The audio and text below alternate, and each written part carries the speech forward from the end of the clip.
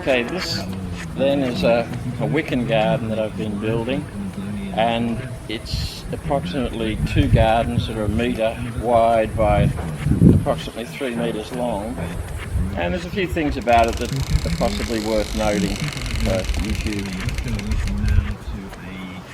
Okay, so the Wicking Garden, first it's made by scoria, which is like a volcanic pebbles, which you throw in, say, the first half of it. That's the blue part there, and you put into that the pipe, which you can see there, which releases water. You pour water in the top, it releases, it's got holes in it, so it releases water until all the scoria part of it is filled up with water. And at each end you'll see there's a pipe that has, that's where the water's let out once it gets over that height. And then the rest of it's just soil above, in which you grow all your vegetables and plants and flowers and things like that. I'll be using sleepers to make this Wicking Garden. These are 15 centimetres wide, and the other ones are like 20 centimetres wide, and I think about 2.4.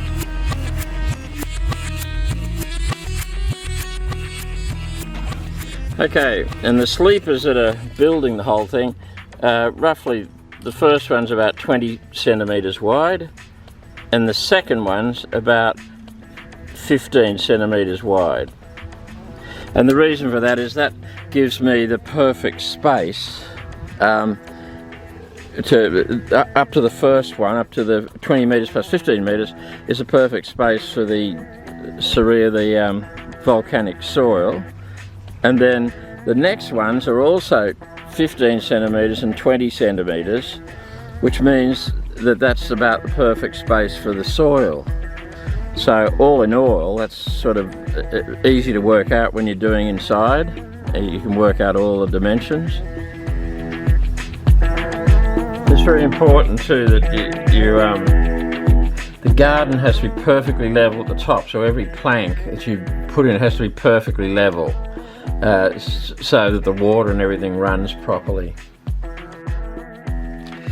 Each star picket has a screw put in to each sleeper, so that the star pickers are things you put in first and make sure they're upright, completely upright and in line, and they in fact guide the whole garden. The other thing, the thing that I like to put these together with are trumpet screws, which are, they're the best value, I think. Use this proper, the PVC tarp sort of plastic. It doesn't have to be too thick, but I just find the others don't work. You know, we had asparagus fern or something come out through the other one, which was just a light plastic. So that's what I recommend there for sealing the whole lot. Okay, so what you've got now is the whole thing decked out with the tarpaulin and the agricultural pipe with the holes in it going around the base, and up the 90mm gutter piping at the end there, and that's where you fill it each time. Okay, before you put in the lining in there, the tarpaulin lining, you put in the outlet pipe, and you dig a hole first before you put in the lining, and then when you put the lining in, you put the pipe in, and of course you've got to seal it, and then the piping ends up the part you put the clear piping on at the end. Okay, so I got the garden ready to go. Now the next thing to go in is the scoria, which, being a volcanic sort of background, it has the ability to hold the moisture and then pass it up into the soil above. I've put the address at the end of this video for the only place I could find that had it. The next thing, of course, is the Geo-textile, and That is unbelievably thin. You can't believe it. You know, you only need one layer of it, and it allows the moisture to go through into the soil above. And if you look at here, you can see the address of the place that it comes from. So just pause it and note that down. The fact is the organic soil goes in on top of that, and it's highly porous. There's a lot of sand in it, sort of thing, and it allows the moisture to go right through it up to the plants. The pipe that comes out of the whole system is 2.5 centimetres wide. The pipe that goes over that, 2.5 millimetres by 90 centimetres. Yep. The beauty with putting this clear pipe on the top of the outlet piping is that it tells you how far the water is down inside the whole garden, and plus as you fill it, it shows you coming out the top, so you know when you finish that. The netting that goes over the Wicking Garden is very important. This is the only netting that I've found that works properly. It's safe against, you know, a lot of insects and things like that, and you can get it at a Bunnings hardware store.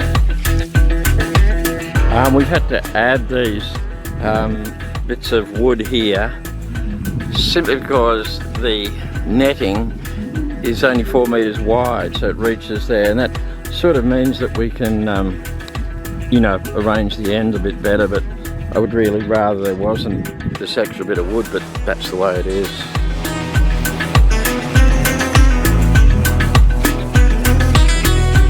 Around the edge I've put this shelf which keeps the net out. It keeps the livestock away, but it also keeps the net out to help whatever you plant in there, help it grow. It gives it some space. And this door is mainly just sort of bark, but I bought that from Bunnings as well, so there's something you can get. They don't always stock it, and I've just mounted to a normal door.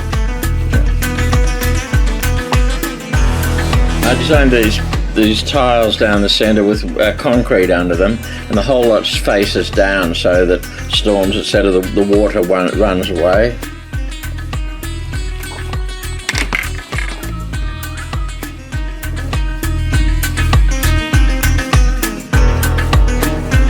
And this is the automatic water feeder, which is the one in Bunnings, for instance, that I find the simplest to use. You've just got manual up the top here, though you can't quite see it in this light, and time and all that, so it's quite easy to work, and anyone can use it. The hose is there because people need the hose to put some water on the things when they first plant them, and then this hose just runs under the ground and goes straight over to here.